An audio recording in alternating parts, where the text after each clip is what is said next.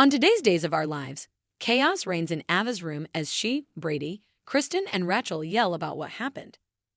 Ava tries calling the police, so Kristen drags her mom away, telling Brady he better handle this. He stops Ava from running after them, much to her fury, then reiterates that doing anything against Rachel Blake could cost him Rachel Black forever. As he bandages her sliced hand, Ava explains why this crime has nothing to do with his daughter, so she can go to the cops. Brady's too afraid of what Kristen's mom will say in custody. It's all tied together. He can't risk CPS, no matter what Ava says. So you're asking me to let Kristen's mother walk for a second time. Ava's fed up. Her life is in danger, and no one seems able to keep Rachel under control.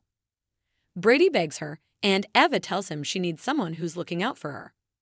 That's not Brady, so she'll do whatever she has to protect herself. He apologizes, saying Rachel isn't the only one he cares about, and he will make sure the elder Rachel won't hurt Ava again. But Ava can't do it anymore. I need some time to think. She tells Brady to go, and he asks if he can call her later. She'll be here, Ava shrugs, trying to figure out how to protect herself. Brady apologizes again, says he doesn't want to lose her and leaves. Ava locks the door behind him.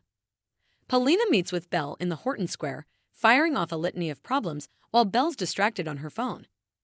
The mayor makes a snide remark about her DA being bored, and Belle apologizes, saying she's just checking a group text for updates on her dad. That gets Paulina feeling bad and saying they can circle back later. But then Gaby strides over, demanding to know when Belle's doing her job and locking EJ up. Paulina and Belle try calming her down, but Gaby tosses the DA under the bus and tells Paulina that Belle's sleeping with our #1 suspect. Belle can't seem to find the words as Gaby lays out her twisted, restarted romance to a shocked Paulina. Belle reluctantly admits that they were involved briefly, and Gaby insists that she can't be trusted to get justice against EJ. Nothing Belle says can calm Gaby down until Paulina jumps in, wondering if it's time for Belle to recuse herself from the case. Belle argues her case, finally convincing Paulina that she can oversee the case without bias. EJ is a ruthless, skilled attorney, and Belle's the only one with the knowledge and experience to oversee this. Gaby keeps chiming in with snide remarks until Paulina tells her to shut it, and agrees to let Belle run the case. Gaby then accuses Paulina of helping EJ too, because of Channel and Johnny. She storms off, vowing to take matters into her own hands. Belle apologizes, and Paulina heads out, telling her DA she's on thin ice. Sean confesses to JJ. JJ meets with Sean in the interrogation room to go over the Feniger case and put EJ away. He tells Sean what Gaby did, and Sean marvels at how sick EJ's plot was. After bringing up Jada, JJ notes that Sean almost sounds as passionate as Gaby, especially in his defense of their former boss. Fine, maybe he's overprotective, but that's just because he hates what EJ did to her.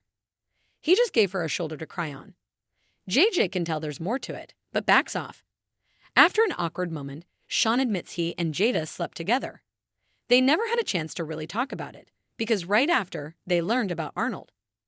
JJ promises no one will hear about it from him. Sean looks thoughtful, then runs out. Rafe threatens EJ. EJ butts heads with Jada and Rafe over whether or not Arnold was / is back. Rafe says he should have put this son of a bitch out of his misery a long time ago, and EJ tosses them out, denying Arnold was ever there. Jada drags her bow out as he declares it isn't over. They head home with Jada reassuring Rafe that his memories could come back, then goes farther and reassures him that she and Arnold never slept together. They hardly even spent much time alone together. Good, because the thought of another man's hands on you is tearing me up inside. Jada thinks back to Sean and the couch.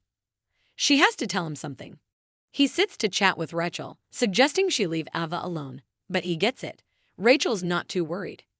If Kristen can't protect her enough, she's sure EJ will use his resources to keep her out of prison. Unless he wants to join her there. She does know about the man he kept in her attic after all. EJ threatens her, then Rachel leaves for breakfast with Kristen. EJ plans to take drastic measures. In the show's final moments, Gaby rushes over to JJ at the police station, telling him Belle and Paulina aren't trustworthy and he's her only hope. Sean visits the Hernandez house to ask Jada if they could talk, thinking Rafe was still in the hospital. Nope, Rafe pops up. He's back. Sean stammers that he wanted to let Jada know he and JJ are on the case. EJ won't get away with this. In the square, Belle thinks back to her time with EJ, then vows he won't pull the wool over her eyes a third time. If she finds out he had anything to do with Rafe, I will personally nail your ass to the wall. Alone, EJ accuses his dad's photo of this all being Stefano's fault for blowing Rachel's car up all those years ago and knocking a few marbles loose. He then opens the safe and breaks out a siren, promising Kristen's reunion with her mom is about to come to an end.